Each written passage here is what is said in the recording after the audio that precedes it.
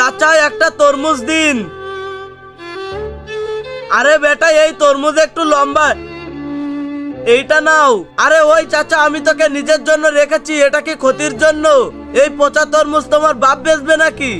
আরে সাহেব এই তরমুজ লম্বা ছিল আর আমরা তার সঙ্গে কিভাবে ধোকা দিব? তাছাড়া এখন তো রমজান মাস চলছে, তাহলে সাহেব কি করব? যাও এখান থেকে বের হয়ে যাও, আর কোনোদিন আসবা না। আরে এখন তো রমজান মাস চলছে আর আমার নাতি প্রথম রোজা রেখেছে। যদি আমি তার জন্য ইফতার না নিয়ে যাই তাহলে তার মন খুবই খারাপ হবে। একটা কাজ করি, এই পাথর ব্যাগে ভরে নিয়ে যাই। আরে দাদা আপনি ফল নিয়ে এসেছেন? হ্যাঁ হ্যাঁ নিয়ে এসেছি, চল ভিতরে, আগে ইফতার দিয়ে দাও। এরপর এমন কিছু হয়, কিন্তু সেটি দেখার আগে তুমি যদি ইন্ডিয়ান আর্মিকে ভালোবেসে থাকো তাহলে একটা লাইক করে দিবে, আর যদি বাংলাদেশ আর্মিকে ভালোবেসে থাকো তাহলে লাইক সাবস্ক্রাইব দুটোই করে দিবে। আরে দাদা এত ফল খেজুর আছে, আমার খুবই ভালো লাগে। শুক্রিয়া দাদা।